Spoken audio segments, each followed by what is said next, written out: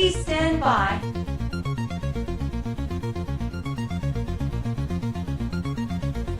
Loading.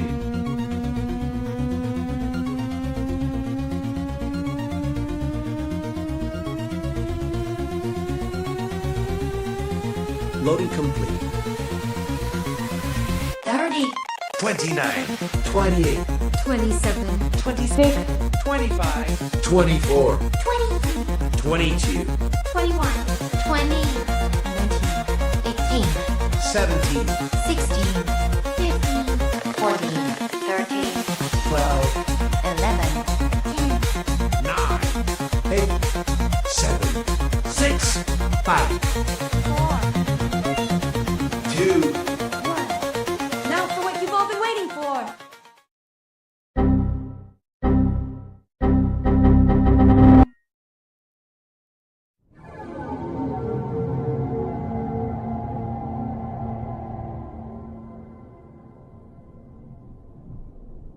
I'm sorry, Dave. I'm afraid I can't do that.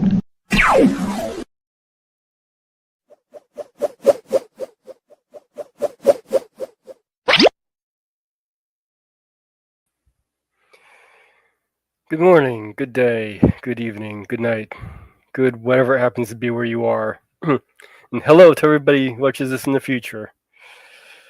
Boy, I gotta tell you, this is gonna be a hard one for me to do tonight. So we have Carla's fee. Yeesh. I've been watching in the toilet water swirl, better than what's on TV. Well, hopefully I can suggest a few things that are a little bit better than toilet water. Well, that's okay. The counter does the math for you. Well, fortunately, we have quite a bit of sad news to go over tonight, so I'm hoping I can maintain a little bit of positivity here. But every morning, every evening, no. Second thought. I'll do my favorite Tumblr song. Spring is here. Spring is here. Spring is here. Life is Skittles and life is beer. I think the loveliest time of the year is spring. I do, don't you? Of course you do. But there's one thing that makes spring complete for me. It makes every Sunday a treat for me. All the world is in tune on a spring afternoon when we're pausing the pigeons in the park. Every Sunday you'll see my sweetheart and me as we poison the pigeons in the park. When they see us coming, the birdies all try and hide, but they still go for peanuts when coated with cyanide. The sun shining bright, everything seems alright when we're poisoning the pigeons in the park. We've gained notoriety and caused much anxiety in the Autobahn society with our games. They cause impiety and lack of propriety and quite a variety of unpleasant names. But it's not against any religion to want to dispose of the pigeon. So if Sunday you're free, why don't you come with me and we're poison the pigeons in the park? And maybe we'll do in a squirrel or two while we poison the pigeons in the park. We'll murder them all amidst laughter and merriment, except for the few we take home to experiment. My pulse will be quickening with each drop of strychnine, and we feed to a pigeon. It just takes a smidgen to poison the pigeons in the park. And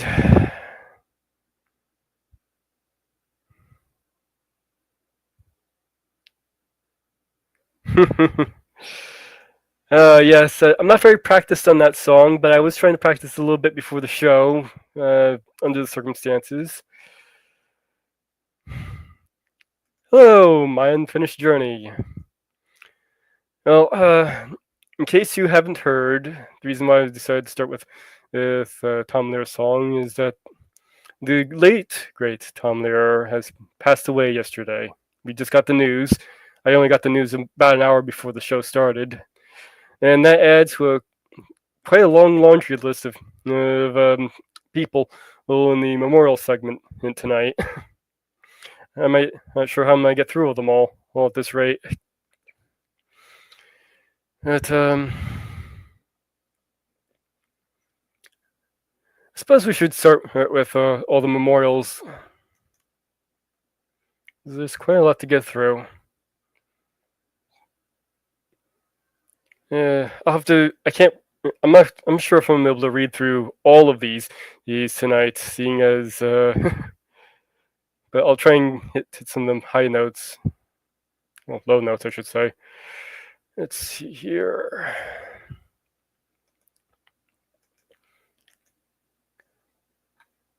Well, I'm not going to read all the article all the way through here, but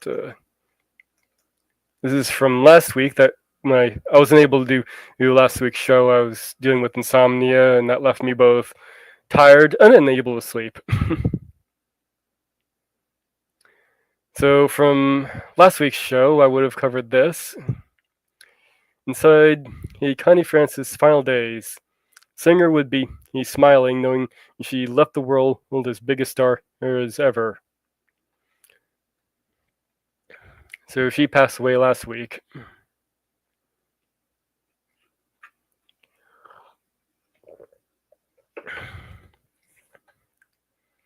Connie Francis was a fighter. In the day he's leading up to her days at age 87 on Wednesday, July 16th. Her close friend, Ron Roberts, tells People, "We were expecting it. Unfortunately, she slipped away peacefully." Roberts, who is the president of the musicians label Concert Records shares. Concierto records shares. He says it's an incredible story that his late friend left this world as big a star as ever following her recent TikTok success. Well, I'm not going to get into the whole article here because I've got a lot to cover with these.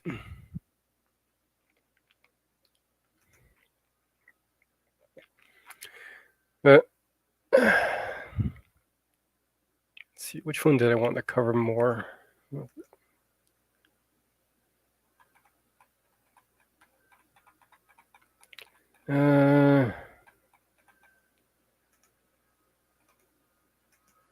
Let's see here. Just trying to. Yeah, I guess I'll go with this one.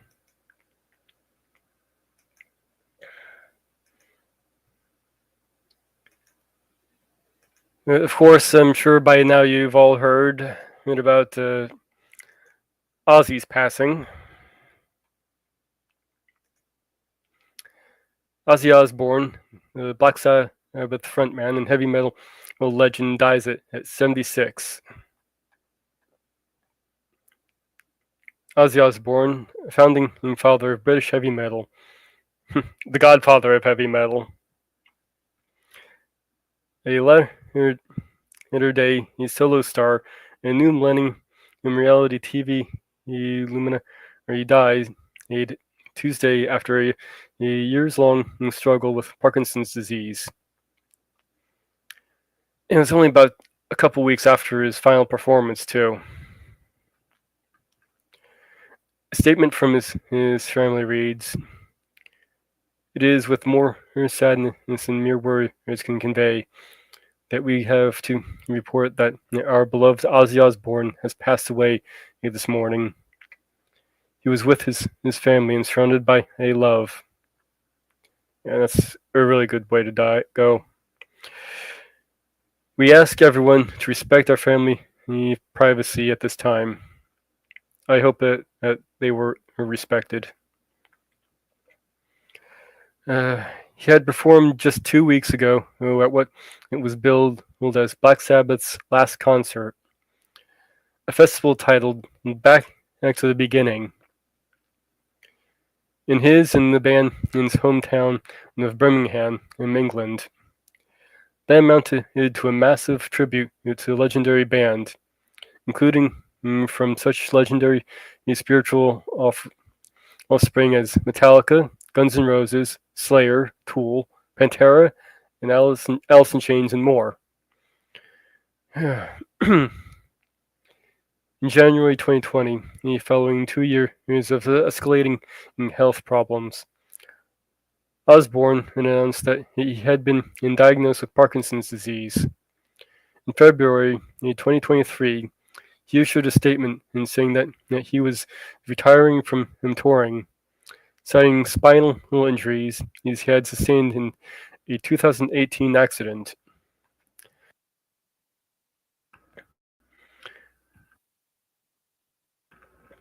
He said, "In all good conscience, I have now come to the realization that I am not physically capable of doing my upcoming European UK tour dates, as I know I couldn't deal with the travel required. Believe me when I say that the thought of disappointing my fans really fucking hooks me up. More than you will ever know. Never would I have imagined that my touring days would have ended this way." From 1969 to 79, Osborne was the headbanging frontman for the Birmingham, England-based Black Sabbath,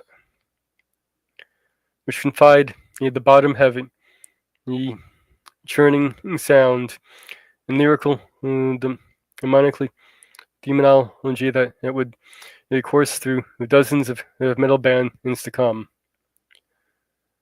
Though the group's history was a chaotic one, characterized by a monumental substance abuse and tumultuous infighting, its early albums survive as classics of the genre. One of the occasion of Black Sabbath's 2006 introduction into the Rock and Roll Hall of Fame, critic Deborah Frost wrote, "Black Sabbath simply oozed upon us, unfestooned by any pretense of art, peace, love, understanding, or mushroom embroidery. Immediately defined heavy metal. Fired from Sabbath in 1979, Osborne launched a solo career of his own, that, in commercial terms, surpassed the success of his former band. This group launched Zakk Wylde and the late Randy Rhoads as metal guitar stars. His popularity among metal fans was so immense that his wife and manager, Sharon Osbourne, built a touring festival, Ozzfest, around him. It became one of the biggest box office attractions of the 90s and attracted a glittering lineup of support acts, helping to launch the careers of many. Osborne garnered additional fame early in the new millennium as he idled Pat Familia of the Osbournes, an MTV reality series that focused its lens on the rock star's home life. Sharon! Yeah, remember that line from it, of course. New York Times TV critic Carlin James wrote of the show's second season in Bow in 2002. The Osbournes remain a wacky, harmlessly outrageous variation on every family. As full of warmth as they are of weirdness. Ozzy, the trembling goth-looking dad, Sharon, the expletive spouting mom, daughter Kelly, the pudgy would-be singer, and son Jack, the unformed belligerent an adolescent, plagued by a lifelong battle with drug addiction and alcohol, and sometimes blatantly out of it on stage. The unpredictable Oz is born and was a magnet for trouble and a lightning rod for controversy. We'll be getting to a controversial figure next. His late tenure with Black Sabbath was marked by a concert no-show that turned into a riot. Most infamously, he stunned CBS record execs at a 1981 meeting held at the company's LA headquarters to promote his debut solo album by drunkenly biting off the head of a live dove. A similar episode involving a live bat transpired at a 1982 show in Des Moines, Iowa, necessitating a rabies shot. Yeah, he claims that it was he thought it was a rubber bat he was biting the head off of, so he claims. Seemingly intent on living his musical fantasy, he's a violin and horror off stage. He had an especially tumultuous relationship with his second wife, Sharon. Became a tabloid staple for their off-violent and domestic quarrels. After one altercation in 1989, Osborne was arrested for attempted murder. Jeez. But the couple would always reconcile. He was born in John and Michael Osborne in Birmingham on December 3rd, 1948. One of 6 children in a working-class family. He performed in secondary school operettas and was later an early fan of the Beatles. After dropping out of school at 15, he was a manual laborer and turned briefly to petty crime, drawing a 6-week jail sentence for burglary. At the age of 19, his partner with bassist is Terence Geezer Butler, the vocalist in an unsuccessful local band. They were soon joined by 2 new former members of Mythology, the guitarist Tony Lummy and drummer Bill Ward.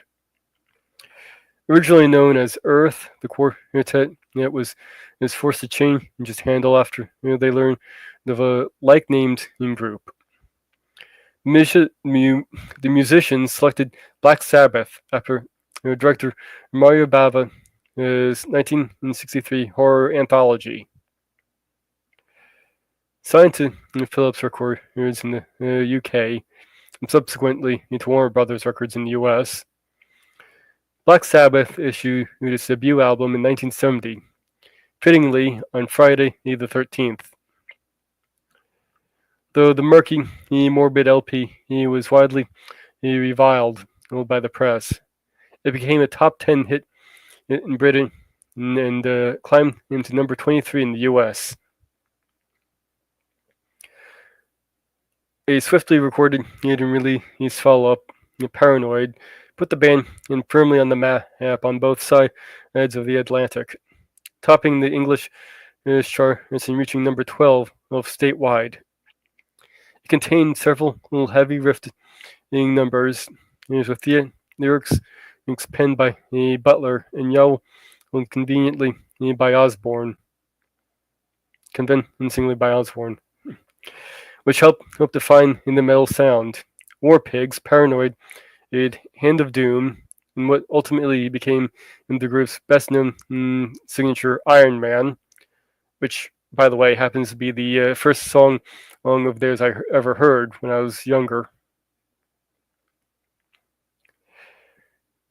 The original lineup issued its highest charting release, Master of Reality, in 1971. The set, which climbed to number 8 in America, included Sweet Leaf, a crowd-pleasing ode to pot smoking, The band diversified its sound in Volume 4, which featured a surprising Osborne and ballad vocal changes, and the widely admired Sabbath Bloody Sabbath, distinguished by a more trashing attack and a couple of purely instrumental tracks. By the mid-70s, Osborne and his bandmates were at loose ends. The singer's heavy consumption of drugs and alcohol had led to the collapse of his first marriage, during which he fathered daughter Jessica and son Lewis. And the other Sabbath member, all were indulging their own vices heavily. The group's problem led to a marketed drop-off in musical quality and record sales. Sabotage in 1975 peaked at number 28 in the US, while its successor, Technical Ecstasy, he recorded amid his distractions in Miami. He managed a week number 51. In the wake of making the troublesome latter album, Osborne bolted the group in 1977, embarked on a solo project, Blizzard of Oz, and was replaced by singer Dave Walker and Savoy Brown. And however, he swiftly changed his mind and returned to the Sabbath fold for a dismissal collection, ironically titled "Never Say Die." Released amidst the game-changing punk revolt in 1978, the decidedly old-fangled album jumped out at number 69. Woohoo! It was followed by a disastrous Sabbath tour of Europe and the US, opened by the young Pasadena band in Van Halen. Immediately erupted at Nashville's Municipal Auditorium after Osborne overslept and failed to make the show.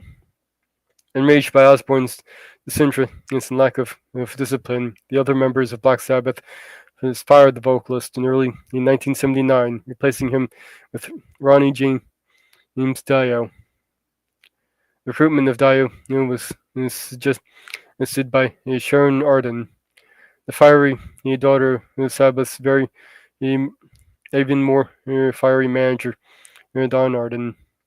She had met Osborne as a teenager, and no longer after the singer's dismissal from the band, the two began dating.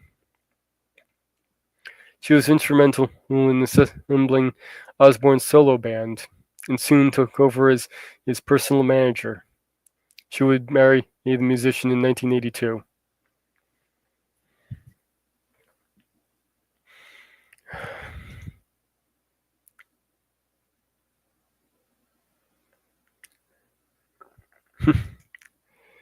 Sing, he was turned to steel in a great magnetic field, and where he traveled time and for the future of mankind. Yes.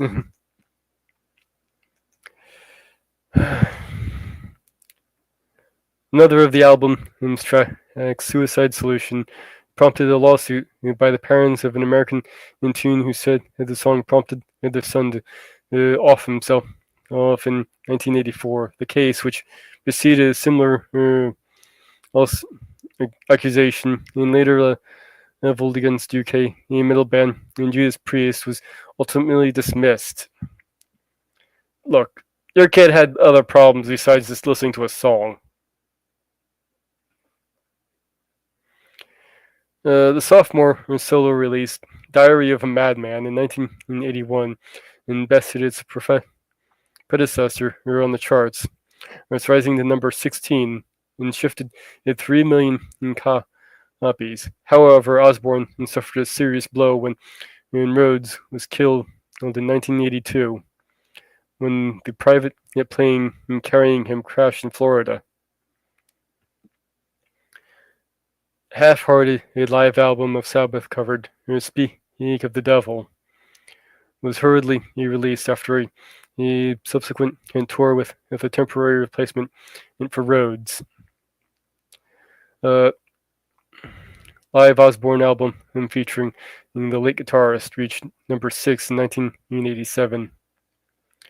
Following his first post-Rhodes releases, his Bark at the Moon and The Ultimate Sin, number 6 in 1986, Osbourne scored his only hit single, Close My Eyes Forever, a duet with former Runaway guitarist Sleeta Ford, which reached number 6 in 1988.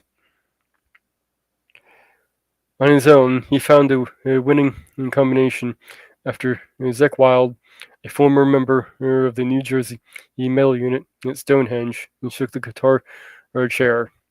His creative playing powered No Rest for the Wicked, number 13, 1988, No More Tears, the 1993 concert set Live and Loud, which included Osbourne's only solo Grammy winner, I Don't Want to Change the World, and Osmosis.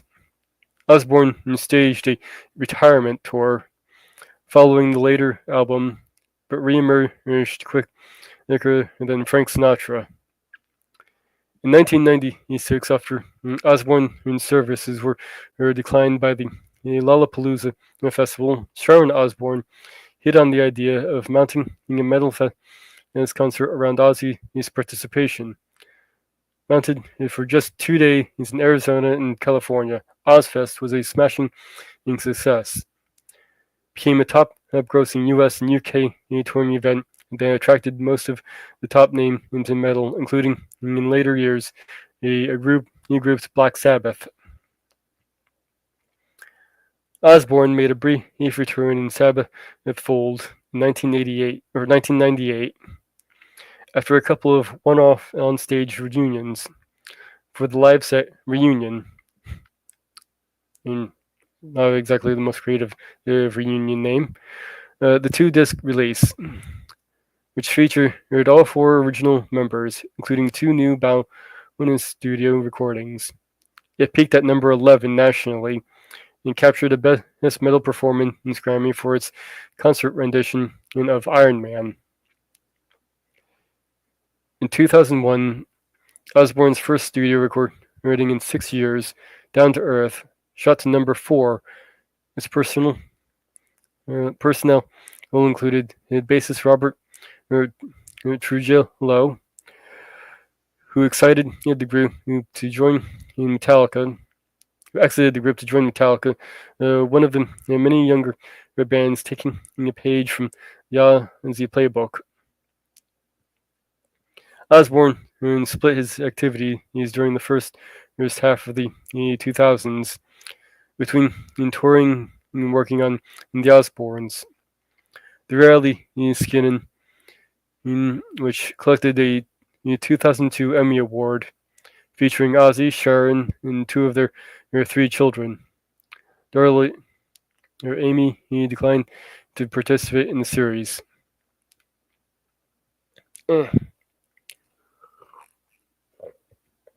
I watched a few episodes here and there. I'm not really impressed all that much with really any reality show, to be honest.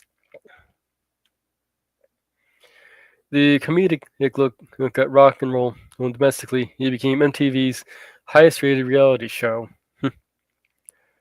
Undercover, 2005's rendering of songs by the Beatles, Mountain, Mott, and Hoopla, and Cream, among others, found no favor with Osbourne's fans, climbing no higher than number 134. But the all-original sets Black Rain, 2007, and Scream, 2010, restored the singer the chart primacy, peaking at number 3 and number 4 respectively. Predictably, he plans for a plotted album and tour by the 4 original Black Sabbath members did not run smoothly. Announced with a floor shot of Whiskey and Go press conference in late 2011, the reunion was postponed after Tony Iommi, the only constant in the band's lineup, was diagnosed with lymphoma. Recording session were moved to the guitarist's home in England, but then drummer Ward, disgruntled by the financial terms until the contract, backed out. Produced by Rick Rubin and with Brad Wilk of Rage Against the Machines and sitting in for Ward in 2012 and 13 and shot to number 1 and simultaneously on the UK and US album charts. At first in the band's 44-year history, its track God Is Dead collected the Best Male Performance Grammy. It was succeeded by 2 years of dates in the Europe, American, Japan, Latin America, and the US. An album and tour featuring the same lineup in both titles, The End, marked the last run for the band in 2016 and 2017. Osbourne and Black Sabbath called it quits, and it's with a February 4th, 2017 date in their hometown in Birmingham. It was just one of several retirements for him. His first retirement from touring in 1992, when the band reunited it one last time earlier this month at the Back to Beginning concert. Osbourne issued 2 popular late career solo albums, Ordinary Man and Patient Number 9. A new reality show starring the Osbourne family, Home to Roost, documenting their return to the UK after 25 years in the US, was announced by the BBC in late 2022. He is survived by his wife and 5 children.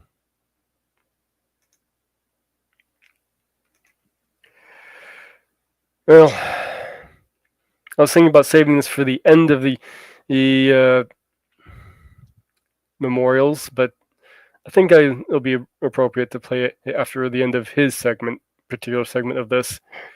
I decided to write a little memorial song for Ozzy. Of course, I would have preferred it if I had a live band performing it, but seeing as I'm limited to what I can have perform, I had to have Suno do the performing for me. So I hope that would be acceptable.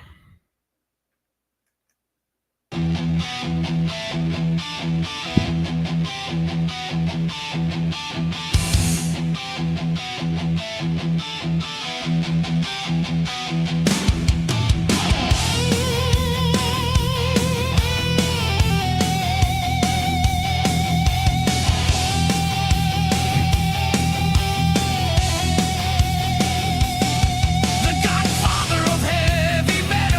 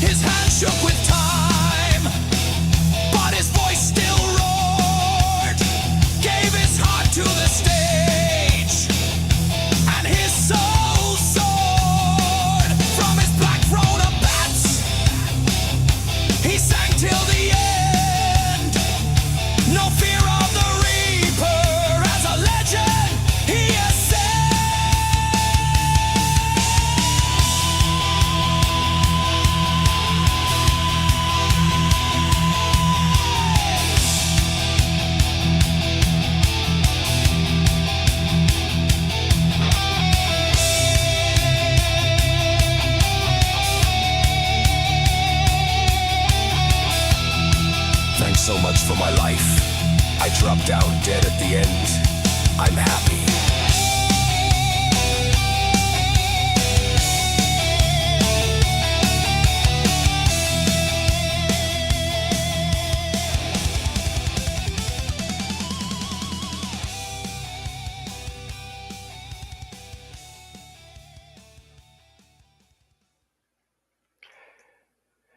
Oh, hope you like that. I'll probably be putting that as a single on my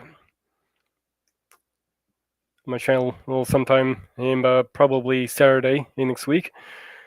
Some explanations on a few things there. The spoken part at the end there is actually a paraphrase quote by Ozzy. He said near the during his last performance.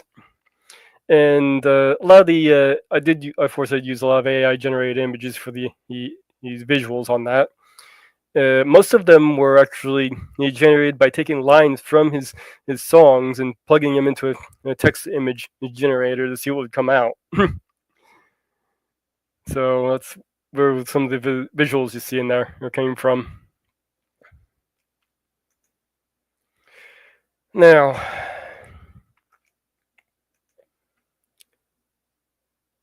this next person to cover. This one's going to be a difficult one for me to cover. Because I am of a diametrically opposed view between the character and the person. And of course, that would be Hulk Hogan.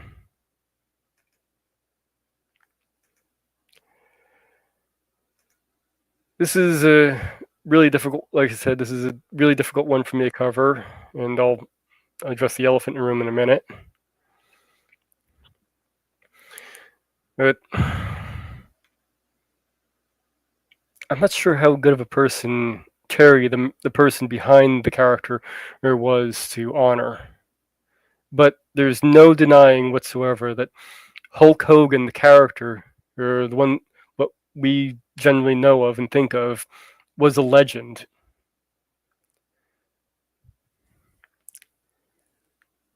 And that is what I would like to be honoring in tonight. I'll get into some of the good and the bad here. I mean, and of course, I'm sure you've all heard it already. Hulk Hogan, who helped turn pro wrestling into $1 billion spectacle, died at 71.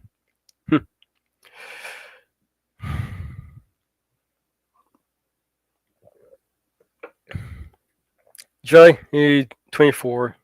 Hulk Hogan, the American sports entertainment star who made professional wrestling a global phenomenon, loudly he supported Donald Trump for president, has died at the age of 71. World Wrestling Entertainment said on Tuesday. WWE, he saddened to learn WWE Hall of Fame famer Hulk Hogan has passed away. One of pop culture's most recognizable figures. Hogan helped WWE achieve global recognition in the 1980s. WWE said in a statement. Police in Clearwater, Florida, said authorities had responded to a medical call for cardiac arrest at Hogan's residence on Thursday morning. Hogan was taken into a hospital where he was pronounced dead, they said. The bleach blonde mahogany tanned behemoth became the face of professional wrestling in the 1980s, helping transform the mock combat from a seedy spectacle into family-friendly entertainment with billions of dollars. A key moment in the evolution came at the WrestleMania 3 extravaganza in 1987 when Hogan, billed at 6'8", hoisted his fellow wrestler Andre the Giant before his sold-out Pontiac Silverdome in Michigan for a thunderous body slam of the 7'4" Frenchman. Hogan parlayed his wrestling fame into a less successful career in Hollywood, starring in films like Rocky E3, Santa with Muscles, but kept returning to the ring as long as his body would allow. And honestly, I usually did quite enjoy the Suburban Commando, even though it was campy as all hell. In 2024, he appeared at the Republican National Convention to endorse the President Biden presidential bid of Trump. I don't like to really get into this. I don't like to get into politics. I'm going to try, but I really feel I'm gonna have to address this since we were talking about this in there. I feel this was kind of a stain on the character. Mixing your own personal politics into your popularity like this and using the character you built up to be family friendly, basically all inclusive character to everybody, then using it to side with one political party, alienating half the country is not good. And if you can't see that, if maybe you are a Trump supporter out there, think of it like this: what if he had done the exact same thing for Harris or Biden? How would you feel about that? Would you think it would be as cringe as hell and just an alienation of the character, or would you cheer it on? Or say it wasn't for the Democrats, say it was maybe for a third party. How would you feel about that? You'd probably think it was pretty cringe. And that's kind of how I feel about the whole thing. Hogan said he made the decision to support the Republican candidate after seeing his combative fist pumping reaction and then an attempted assassination. Oh my god, let's just skip over this. So the attempted assassination, he decided to support. Skip this over. Becoming Hulk.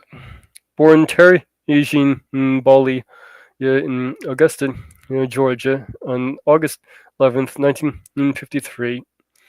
The future Hulk and his family soon moved to the Tampa, Florida area. After high school, he played bass guitar for area rock bands, but felt a pull to the red hot wrestling scene in Florida in the 1970s. Many of the details of his career were show business exaggerations, representative of the blurred red lines between fact and fiction in wrestling. His first string, reportedly, he broke Hogan's leg to dissuade him from entering the business.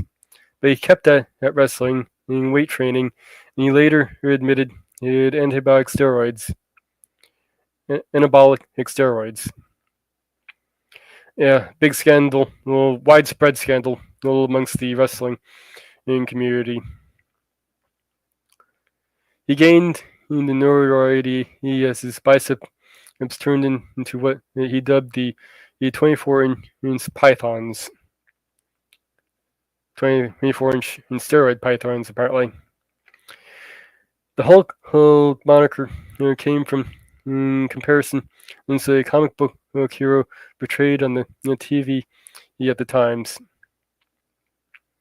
He would end up playing in royalties in Marvel Comics for years. Hogan was the invention of promoter Vince J. McMahon, the owner of the World Wrestling Federation, WWF at the time, who wanted Irish representation among his stable of stars. Yeah, McMahon's got his own problems.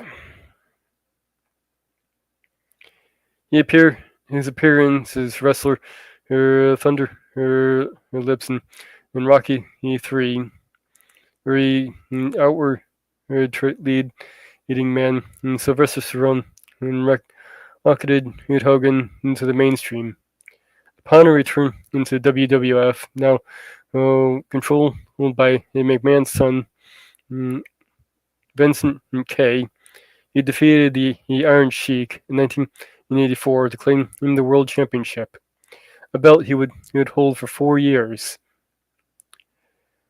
Hogan became a household name, appearing on the cover of magazine in Sports Illustrated and performing alongside pop culture star like Mr. T. The WWF came to dominate wrestling, anchored by its annual WrestleMania pay-per-view events. You know, I always wondered what the hell happened to Mr. T. He drew more people to professional wrestling over the course of a career that anyone said Dave Metzer, wrestling journalist and historian. He paid the price and head for all of that stuff being so big. Facing The Rock. Later, he joined competitor World Championship Wrestling, and swapping his trademark yellow tights for black, and taking on a persona as a villainous Hollywood Hogan. The head of a gang of rule breaker is known as the New World Order.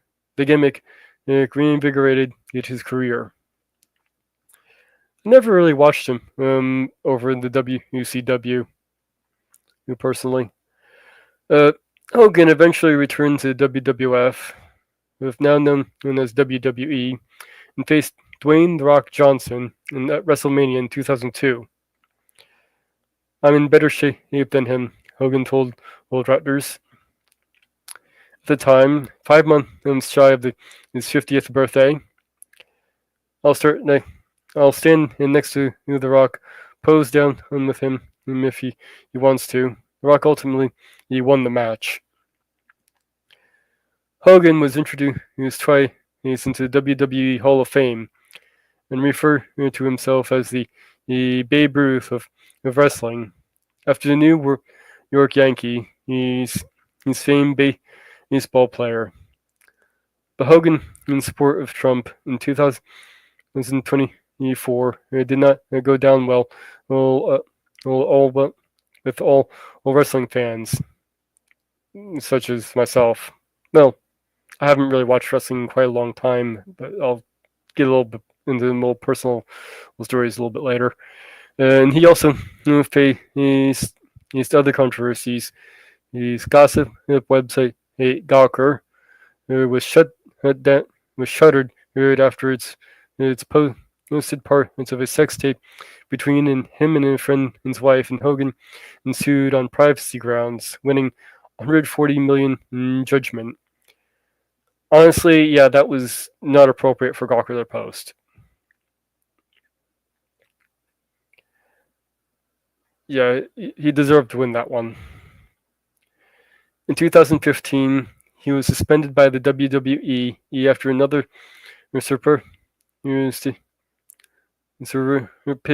surreptitious recording revealed that Hogan had used a racial slur. He was reinstated in 2018.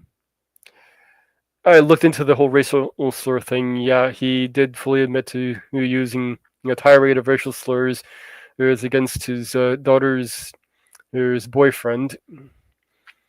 He admitted to being, well, he said he was slightly racist, and admitted to and apologized for the whole thing.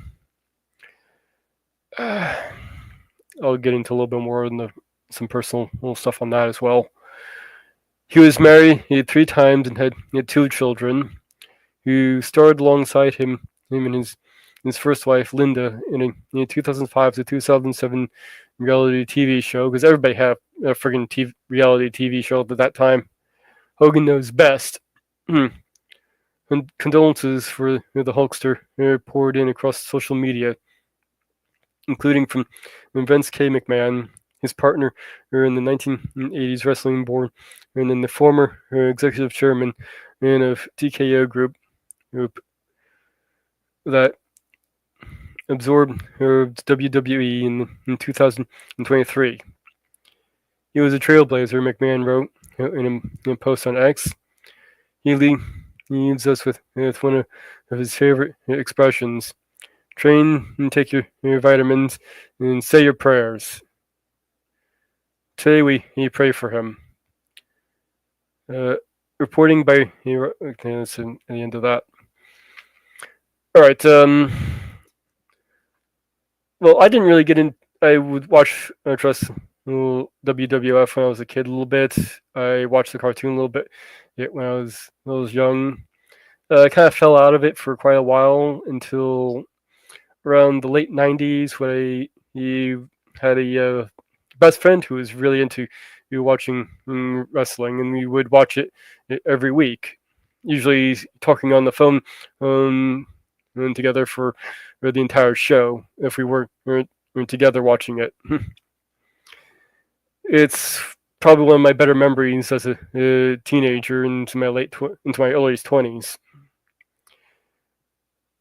Of course, by then, Hogan had either retired and moved on to WCW, which I didn't really watch.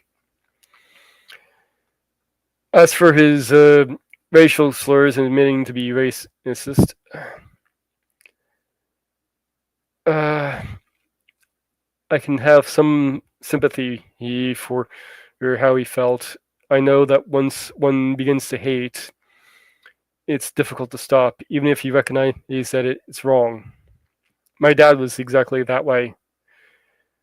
I remember a time I was sitting with my dad in his apartment, and we were looking out through the sliding glass door of the balcony, and down below there was a black guy walking down the sidewalk, and my dad, I don't remember the exact words he said, but my dad said something along the lines of he pointed to the guy and says, "I you don't feel good things about this guy because of his skin color. I know it's wrong, and I want that to stop with me. I'm not going to spread that to you."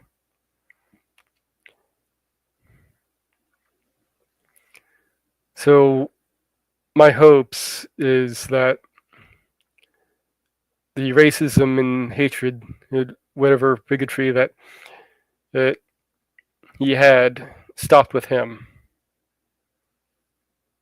and he didn't spray it to his kids, which may be a possibility, seeing as he was berating his daughter's boyfriend at the time. There is, of course, a lot of the whole fighting between him and Linda, and of course his daughter became estranged over all that as well. There's some abuse charges on him, of course, and honestly, really looking into that whole mess, I'm not sure anyone was innocent. But from what I understand, he did get in touch with his estranged daughter, Brooke, near the end of his life, where she was trying to get him to stop, and he just wouldn't listen, which is apparently what led to his demise.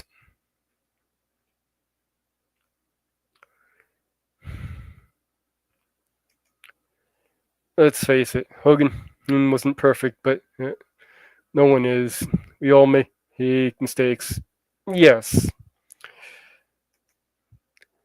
he did. So, like I said, I'm not so sure of the person behind the character, but I did feel it was worth.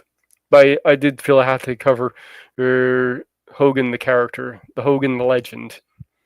Now, I have been hearing quite a lot of people celebrating his death on social media, which I cannot condone.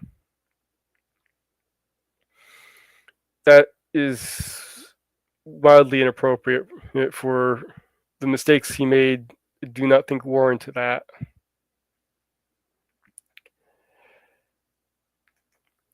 At any rate. Oh, and Jimmy Hart, your comment about he's doing just fine, and I think he may have been a little off.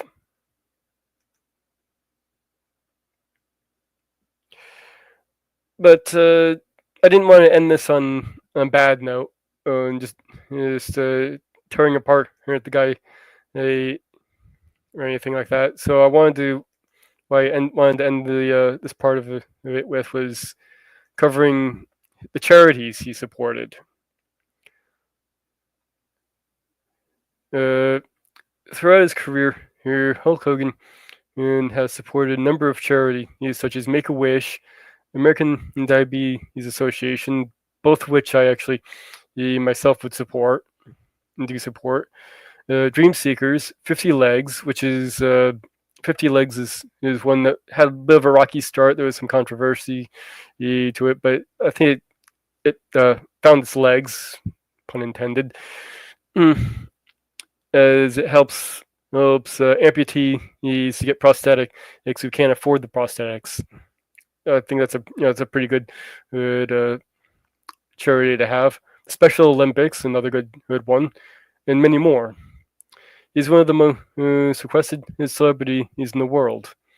Whether it's generating thousands of dollars or whenever he appears for fundraising, or using his name and fame to generate interest in a cause he believes in, or just making young hucksters wish come true with one-on-one meeting with the wrestling legend. His presence always leaves a positive impression on those around him. He truly is a hero and a role model. In this section, we are going to review a bit of the celebrities work Hogan has done over the years. So it's basically kind of covers that. But this list is a few of the charities he covers. Unity, the community, which also had some issues with it. The guy apparently stepped down. There were some fraud charges with that one. 50 Legs, American Diabetes Association, Make a Wish, Dream Seekers, and there were others too. So my recommendation, if you really want to show kind of any kind of honor for Hogan, or let's say maybe you don't really much care for the guy, personally, donate to one of these charities. You can show your love for the guy by donating to one of the charities that you supported. I think that'd be the best way to say goodbye to the guy.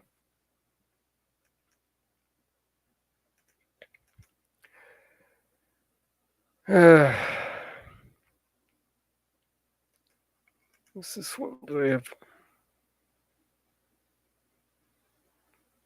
Oh, yes, already got that one covered.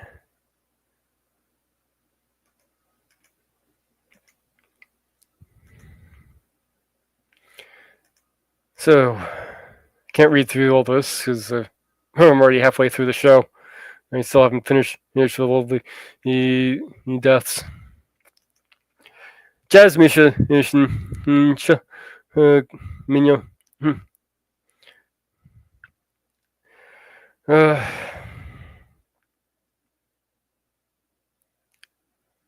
Mignani, he feels so good, and King of the Hill fame, he dies at 84.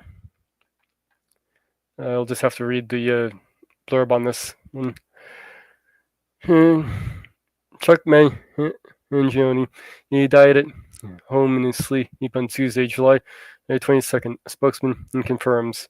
Mangione, 84, was a jazz musician known for his hit "Feels So Good."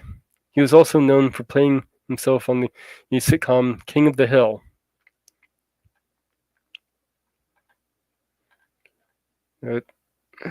Yeah, he had passed away recently as well.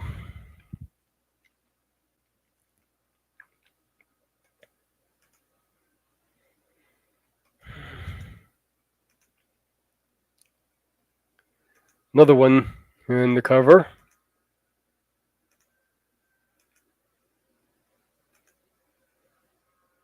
Yeah, the Reaper was quite busy this week. Cool. There's a pizza. More 80s teen Oh, no, that's not the wrong. That's the wrong thing. That's something else entirely. Where the hell is it?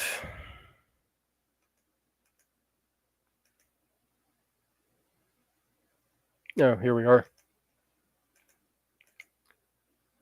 That other thing was in the wrong place.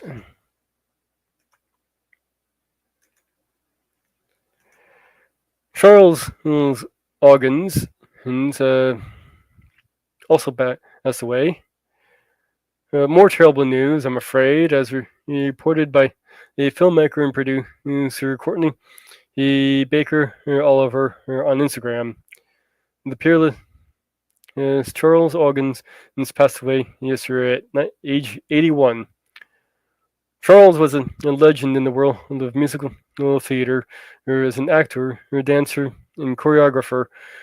He worked in Broadway, the West End, and beyond. And was much admired, and his pulled included the NAACP Award, the LA Theater Ovation Award, and the coveted Lawrence Oliver Award for Best Theatrical Choreographer. For his work on 5 games named Mo, in his later years, he was the chair of dance department at Duke Ellington School of the Arts, sharing his gift for the next generation. Gift of the next generation. Beyond theatrics, he also appeared in Blake Seven's Revenge of Pink Panther and the Tall Guy. While his best known work, except for possibly the Babylon chair advert, was probably Jim Henson's Labyrinth. He choreographed David Bowie for the magical dance sequence, as well as Shirley Down in which he also appeared as a fire alongside Danny John Jules.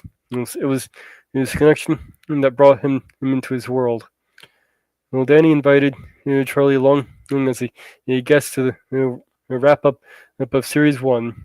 And he stole the show. Rob and Doug wrote the role of Queeg with him in mind. And to say he made his mark would be an understatement. It's not just one of, but perhaps the greatest guest performance in Red Dwarf history. He certainly thought so when producing our top 10 list. The quote myself from 11 years ago. Okay, I can finish reading this. As if that performance wasn't enough, Charles also choreographed the iconic tongue-tied routine for the following episode, and even returned into the show as decade later to work on back in the red blue midget dance.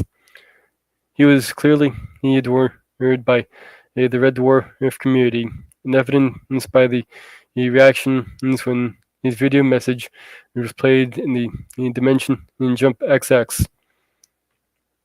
I'll never forget the tingle of excitement when I first saw it. Of all the dozens of people who kindly contributed their time into those messages, getting Charles was the biggest coup. He was a truly special man, and it's an honor that Red Dwarf was blessed us with his presence. Rest in peace, Miss Pilgrim. You will be missed. The other thing I had pulled up was a comparison of Sunny Gummy to a teen in book. Sunny Gummy from the Gummy Bears. I think I'm almost through with these. Boy.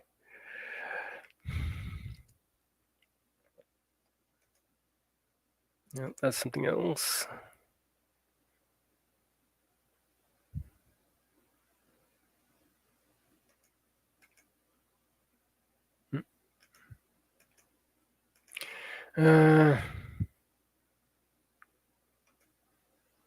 Something else. Okay.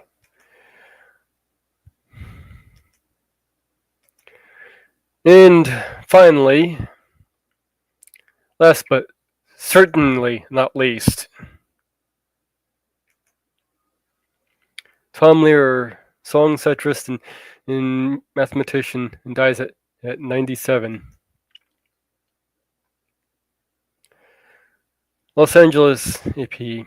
Tom Lehrer, the popular song satirist who lampooned in marriage, politics, racism, in the Cold War. Then largely he abandoned his music career to return into teaching math at Harvard and other universities. He died. He was 97. Longtime friend David Herder said Lehrer died on Saturday at his home in Cambridge, Massachusetts. He did not specify the cause of death. Lehrer had remained on the math faculty of the University of California at Santa Cruz well into his late 70s. In 2020, he even turned away from his own copyright, granting the public permission to use his lyrics in any format without any fee in return. Do you hear that at YouTube? You can use his songs. A Harvard prodigy, he had earned a math degree from his institution at age 18. Lehrer soon turned his very sharp mind to old traditions and current events. His songs included "Poisoning the Pigeons in the Park," an old dope peddler, set to a tune reminiscent of the old lamplighter, "Be Prepared," in which he mocked the Boy Scouts, and the Vatican rag, in which Lehrer, an atheist, poked at the rites and ceremonies of Roman Catholic Church. Sample lyrics: "Get down on your knees, fiddle. Get down on your knees, fiddle rosaries. Bow your head with great respect, and genuflect, genuflect." Accompanying himself on piano, he performed the song in a colorful style reminiscent of such musical heroes as Gilbert and Sullivan and Stephen Sondheim. The latter, a lifelong friend, Lehrer was often likened to such his contemporaries as Alan Sherman and Stan Fredberg for his comic riffs in culture and politics. And he was cited by Randy Newman and Weird Al Yankovic, among other as his influence. He mocked the former forms of music he didn't like, modern and folk music, rock and roll, and modern jazz, laughed at the theater of nuclear annihilation, and denounced discrimination.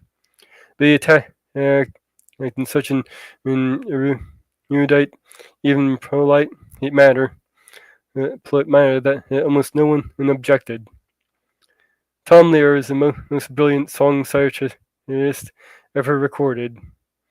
Musicologist Barry Henson once said, Manson co-produced the 2000 box office set of Lehrer's songs. The remains of Tom Lehrer, and he's featured Lehrer's musician for decades on his syndication Dr. Demento radio show.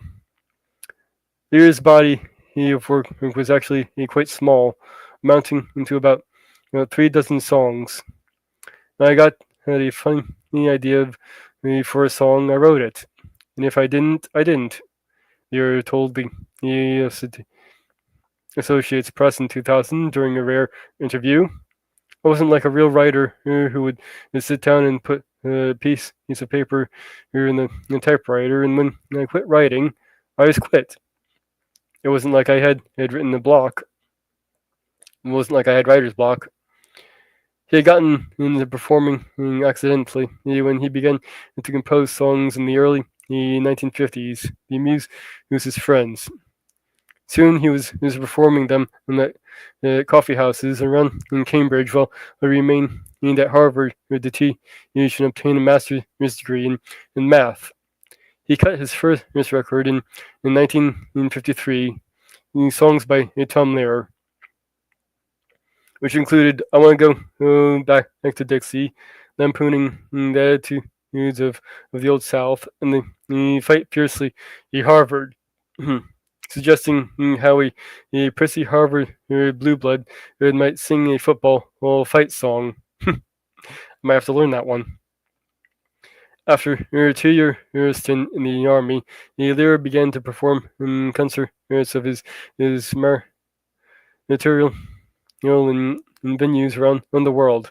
In 1959, he released another LP he called "More of Tom Lehrer," and a live recorded called "An Evening Wasted with Tom Lehrer," nominated for a Grammy of Best Comedy Performance in 1960.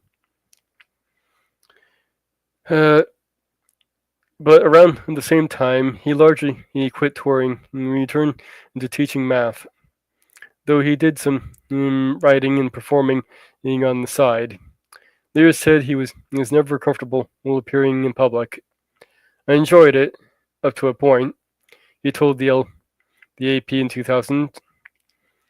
"But to me, going out and performing in the concert, even every night, when it was all available on record, it would be like a novelist going out and reading his novel every night."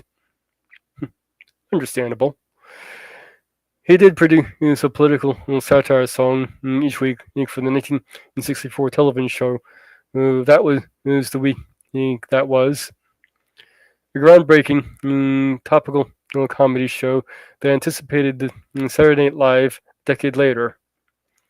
He released a song the following year in an album titled "That Was the Year That Was." The material included "Who's Next?" That pondered which government will be the next to get the nuclear bomb. Perhaps Alabama. He didn't need to tell his listener that it was a base station in segregation at the time.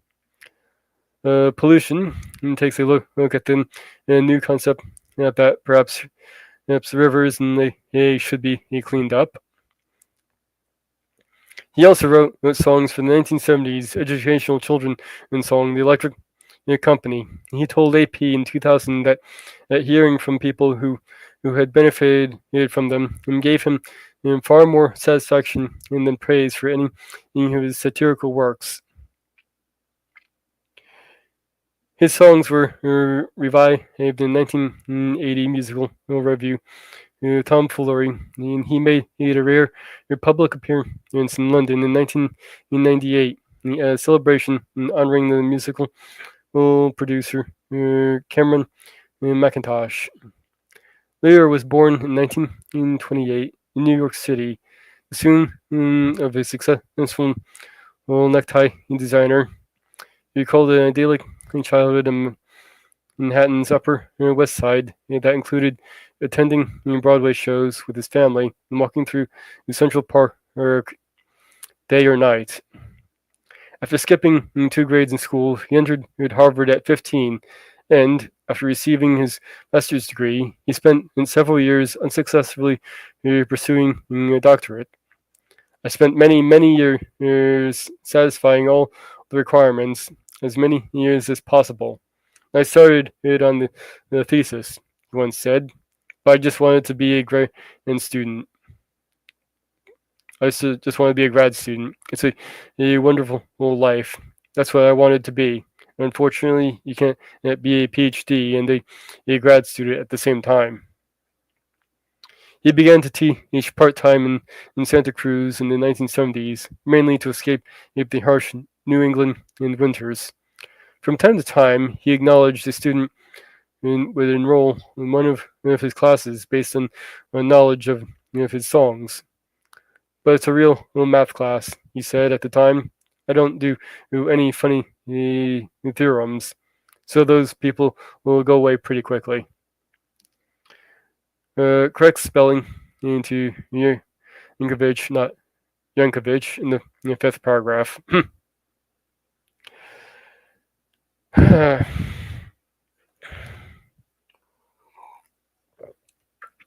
Well, after reading all that,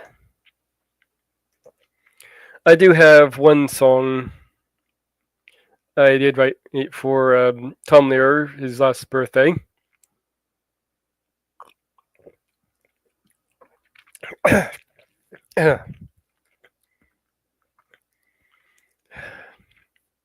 some Tullamore honey to help with my throat here. And honestly, after all this, I kind of wish I had more. But here's a song that I had put together for Tom Lehrer's birthday, and I may have to work on one for his funeral.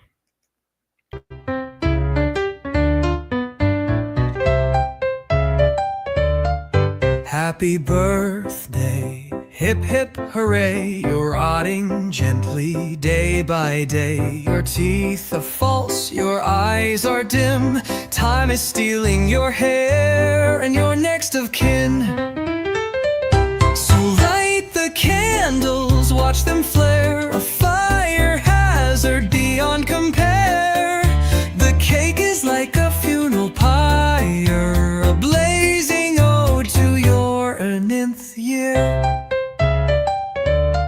So sing along, you decrepit star. We're shocked you've made it this far. A toast to life, though it's nearly spent. Each year's alone with a steep percent.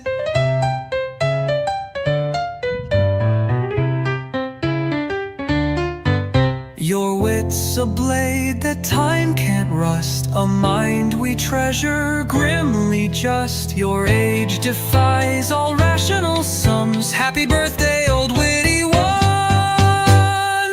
So here's to you with a sneer and cheer, a twisted tune for your satirical jeers. Maybe soon you won't be here. Happy birthday, Tom Lehrer.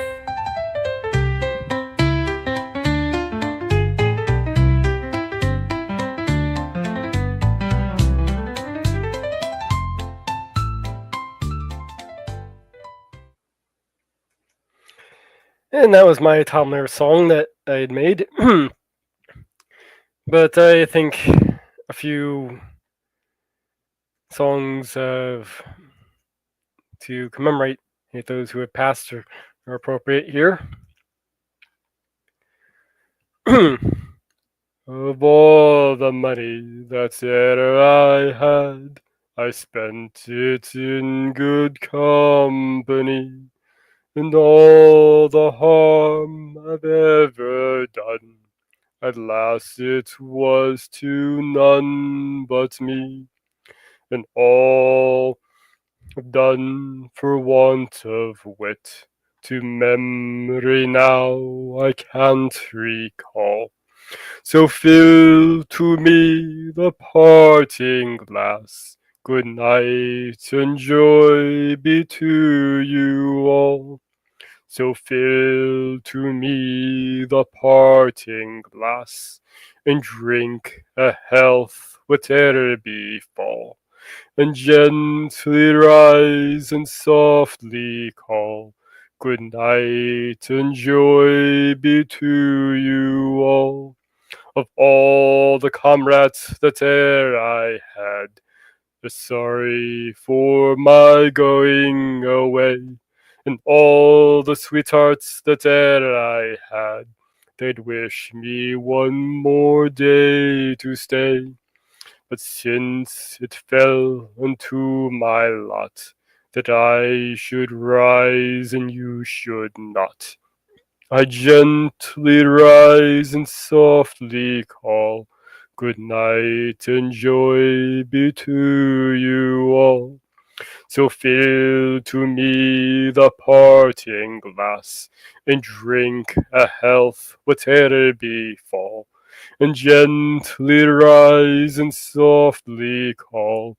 Good night and joy be to you all. But since it has so ought to be, by a time to rise and a time to fall, come fill to me the parting glass. Good night and joy be to you all. Good night and joy be to you all. And considering how many your deaths there were this week, I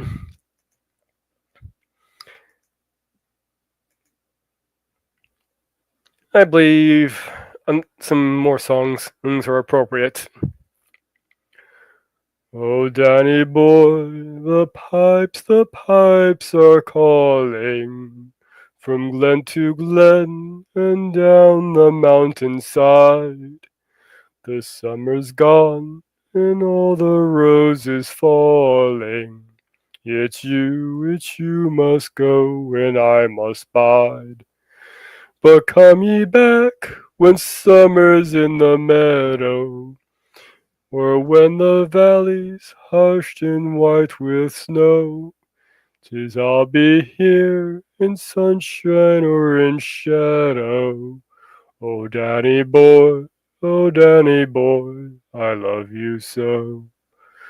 But when ye come and all the flowers are dying, if I am dead, as dead I will maybe, ye will come and find the place where I am lying, and kneel and say an Ave there for me. And I shall hear through soft you tread upon me, and all my grave will warmer, sweeter be. For you will bend and tell me that you love me, and I shall sleep in peace until you come to me. Now, of course, the last song I wanted to cover for this, Tom Miller's very own, We All Go Together When We Go. Now, fair warning, I am not very well practiced with this song. I'll give it a try. Another sip of whiskey before I do.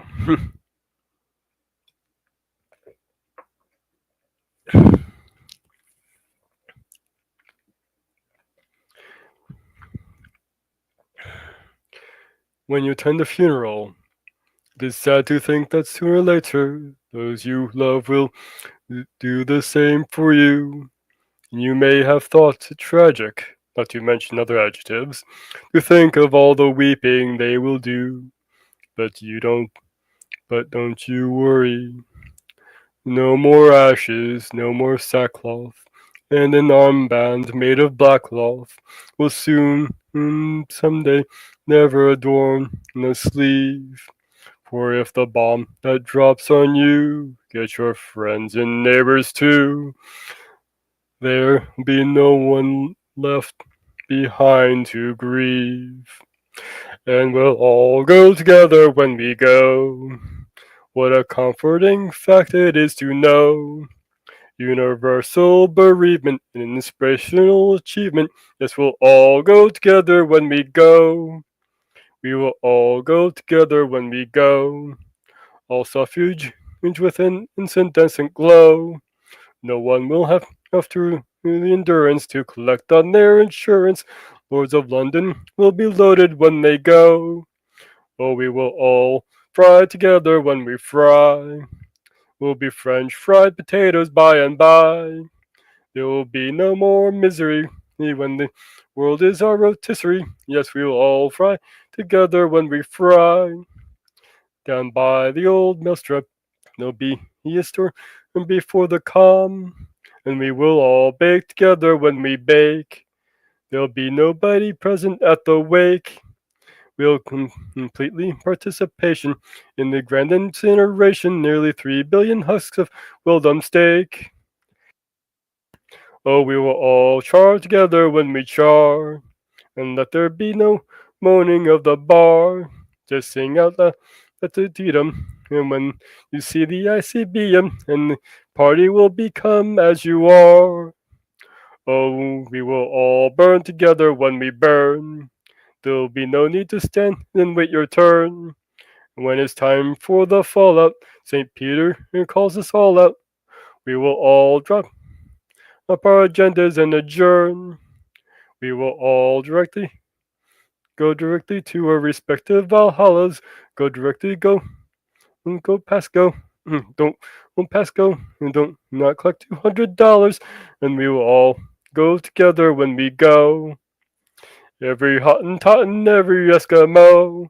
When the air becomes Uranus, we will all go simultaneous. Yes, we will all go together. We will all go together. Yes, we will all go together when we go. I know, probably not the best rendition of it you ever heard. Probably the worst. And this song is actually one of the songs I feel needs a revision to it. Because as much as I do think this is a good song, it turns out Hottentot and Eskimo aren't really acceptable terms to use anymore. Also, the his new math song needs revision too. Needs a new math for Common Core nowadays.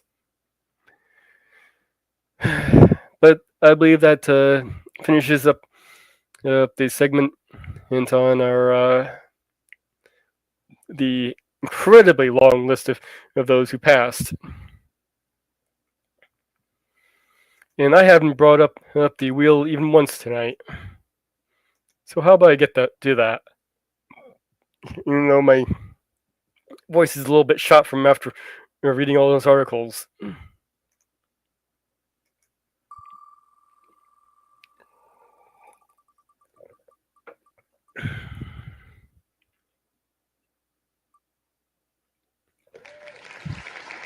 Drunken Sailor. Well, lovely. The long song that's going to be rough on me.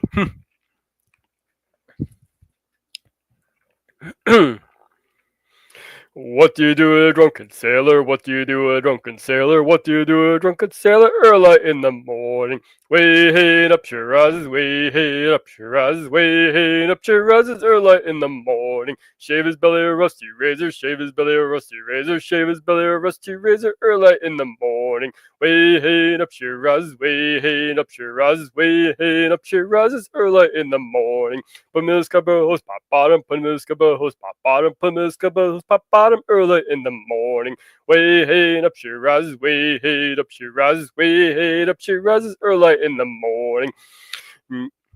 Put me a longboat tailor sober, put me a longboat tailor sober, put me a longboat tailor sober. Early in the morning, way hey up she rises, way hey up she rises, way hey up she rises. Early in the morning, put me in bed with the captain's daughter, put me in bed with the captain's daughter, put me in bed with the captain's daughter. Early in the morning, way hey up she rises, way hey up she rises, way hey up she rises. Early in the morning, that's what you do with a drunken sailor, that's what you do with a drunken sailor, that's what you do with a drunken sailor. Early in the morning, way hey up she rises, way hey up she rises, way hey up she rises. Early in the morning, way hey up she rises, way hey up she rises, way hey up she rises. Early in the morning. I might have to cut down on the singing, but something important I want to cover before I have to cover here. Where's the article?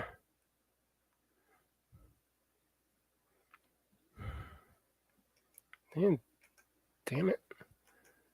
Nope, that's not it. Oh, yes. Well, as I'm not sure if you heard about it, but let me pull up another portion of this.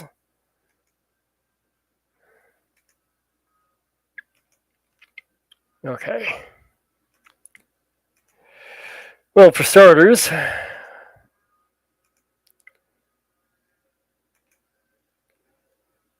course, I'm sure had the Steam removing adult games shows you can even censor another country's free speech, claims near creator Yoko Taro. I'm gonna have to kind of summarize this, because I got a bit of a rant to go with this. Payment processors like PayPal, Visa, and MasterCard have a huge amount of power due to how ingrained they are in global financial systems. Countries all over the world will use them. So if one decides it won't deal with the certain type of product, it becomes much harder to make money from it. And that's only the tip of the iceberg. Well, that's part of the major problem with this. And of course, this isn't the end of it either. HIO de-indexes all not safe for work games. Means points finger is that collective shout out for censorship. After Steam pulled a bunch of video games due to receiving pressure from credit cards like Visa and MasterCard, who in turn were receiving pressure from pro-censorship groups like Collective Shoutout. They're the ones behind this shit. Games websites, itch.io, has also been affected. We have de-indexed all adult, not safe for work content from my browser and search pages. Itch explained explained on its website. We understand this action is sudden and disruptive, and we are truly sorry for the frustration and confusion caused by this change. So, who the hell is this collective shout out shit show? As you can tell, I'm not exactly particularly happy about censorship. Well, they're this group that likes to pretend to be for the children. Crap. This is their website here. So they try and build themselves as protecting children and protecting women from being exploited. And this is their founder here. And who is this founder? Well, this is a woman by the name of Linda Tankard Reist. She is basically a radical feminist and a conservative Christian. And so basically, she's the most cringiest parts of the extreme left and extreme right merged into one Uber Karen.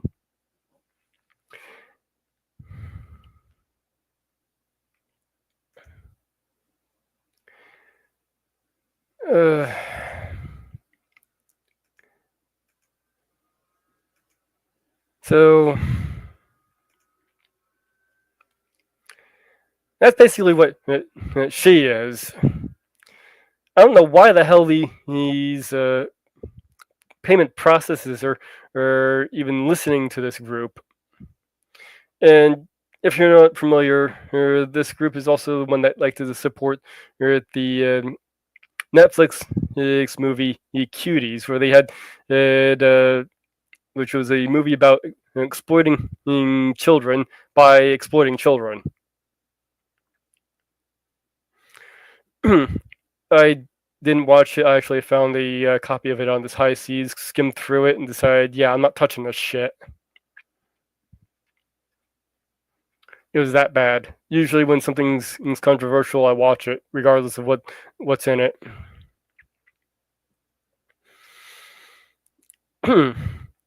Now, as for the censorship, all right, you payment processors, fuck off. Your job is just to process payments, and so you should have zero say in what the hell's being purchased. It doesn't affect you in the least, and it shouldn't. And as for collective shout out and their founder, well, make a nice list, print out a nice list of the things that you like to you want to complain about and want to censor and ban. Wrap it around the dildo nice and tight, and go fuck yourself with it. That's how I feel about censorship.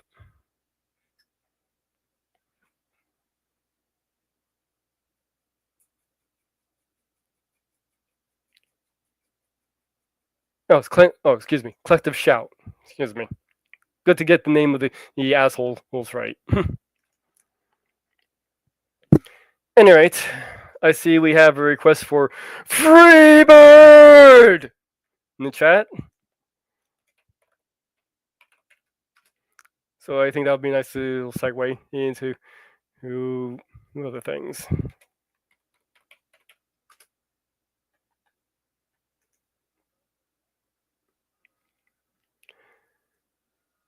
If I leave here tomorrow, would you still remember me? For I must be traveling on now, because there's too many new places I've got to see. But if I stay here with you, girl, things just couldn't be the same. So I'm as free as a bird now. And this bird you cannot change. Oh, oh, oh, oh, oh, oh. This this bird you cannot change. And this bird you cannot change. The Lord knows I can't change. Bye bye, baby. It's been a sweet love. Yeah, yeah. Though this feeling I can't change. But please, don't take it so badly, because Lord knows I'm to blame. But if I stay here with you, girl, things just couldn't be the same. Because I'm free as a bird now. And this bird you cannot change. Oh, oh, oh, oh, oh. And this bird you cannot change. And this bird you cannot change. Lord knows I can't change.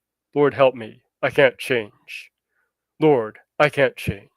Won't you fly high, free bird? Yeah. There's your free bird journey.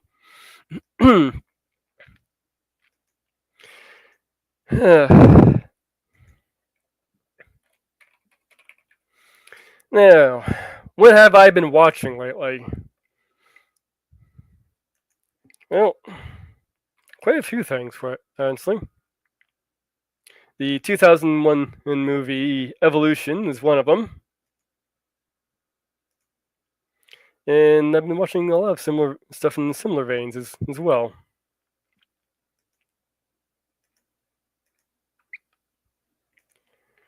So we got the 2001 movie Evolution, and I just finished watching a couple more movies of I believe they were TV made for TV movies. These Lost World and Return into the Lost World. But they did have some pretty big stars. And interestingly enough, despite the very low quality, the dinosaurs. Let's see if I can get a screenshot of this thing. Hold on. Let's see here.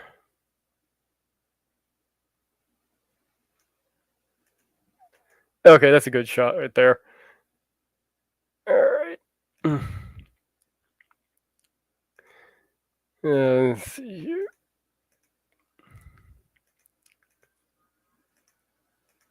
Okay.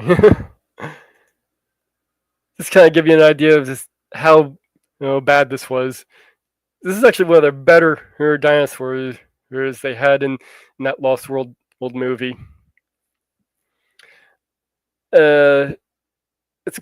I'm pointing this out because it was only a year later we had Jurassic Park. Kind of gives you an idea of just how revolutionary the whole thing was. It was with Jurassic Park. If a year before this is what we had, and a year later we had dinosaurs like what we saw with the T-Rex next to the Triceratops. That looks. A lot of the visuals in that movie still hold up today.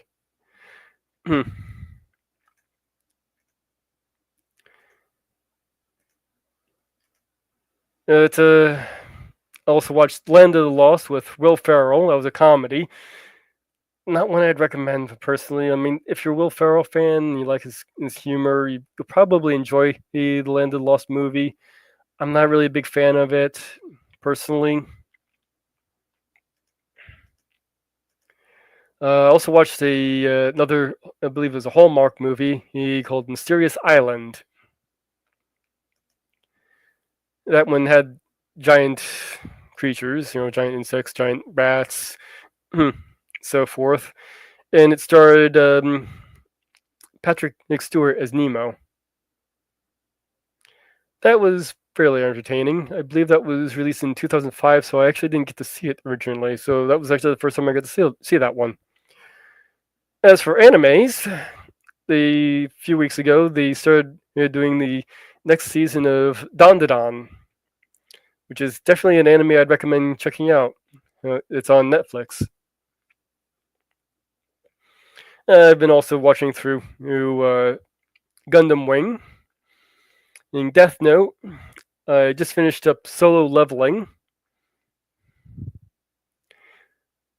And all those are definitely animes I would recommend.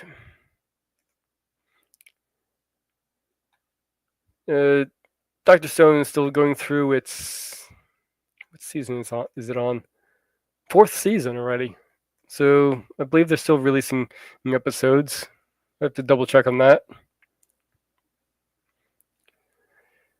And of course, I've been going back through Konosuba God's Blessing on this wonderful world. That's a comedy anime, by the way. And fantasy isekai. I happen to really like isekais. And to round things off, I've been watching the My Hero Academia Vigilantes, which has 12 episodes, and I'm not sure which episode I'm up to. But those are all good animes to check out. Finally, I've been working on a little project here. I'm thinking about integrating into the show. And I'd like to get some opinions on this. Now, this thing is very bare bones still, but it's kind of in line with a lot of the stuff I've been watching recently, with the Land of the Lost, and so forth. It's kind of a project of a storyline in a island about that's been cordoned off by a temporal anomaly. I've kind of based the size of the anomaly around the Bermuda Triangle. But inside, the entire ecosystem is based on a mix of animals from across the planet in tropical and subtropical weather environments, and from across time, including the prehistoric animals, and I'm using speculative future animals from things like Future is Wild, which is another thing I watched through this week, and things like the book like After Man. So, and this is the reef fauna right here, but let's pull up. I started working on it, and I noticed I needed something a lot more in-depth to really cover it. So what really makes my project here different from pretty much all the other stuff where you have dinosaurs roaming around in modern day is that I'm trying to create a pseudo-plausible ecosystem for all this to work in. From the sea to the islands, everything. So I'm creating like a master list of species here of what I already have. I'm working on creating a kind of a base ecosystem for each of the biomes. And once I get all that put together, I'd like to actually integrate this into the show where I ask you guys. I'll have like a list of maybe 3 or 4 of the species to add to it for primary producers, primary consumers, secondary consumers, tertiary consumers, apex predators, and so on. And then we'll have maybe 1 or 2 of each, and at least the main categories. Those main 3 or 4 categories there, and you'll vote on which species go into the island, and they'll go throughout the show.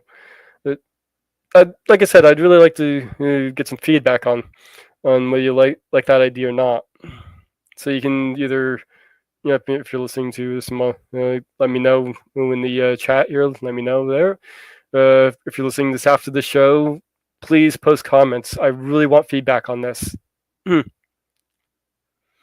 And I did have kind of a story in mind of a of a ship that gets it's cast away after a 3-hour tour. A 3-hour tour. The sailing ship was rocked. Oh wait, that's Gilligan's Island. Well, this ship would be a POV perspective of a group of people who end up being stranded in the island. And I might do short stories off of that. for the show as well. So let me know what you think of that, because this is actually something I've been working on quite a bit these past few weeks or a couple weeks or whatever. I don't even remember how long I've been working on this. I worked on it a long time ago and kind of picked it back up recently.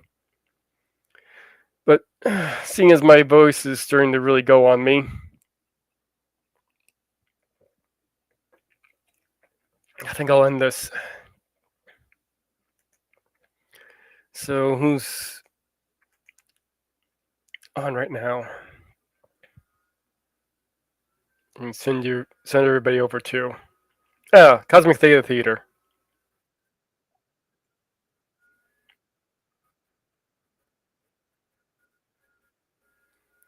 Okay, Cosmic Theta Theater is doing his thing. What was it? He was doing Puma Man. Okay, so you can go over there and watch whatever there's left of Puma Man. So I'm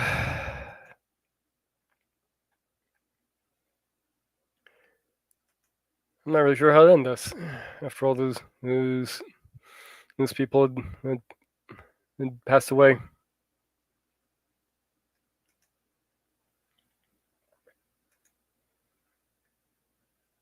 Reaper, just take a break. Later.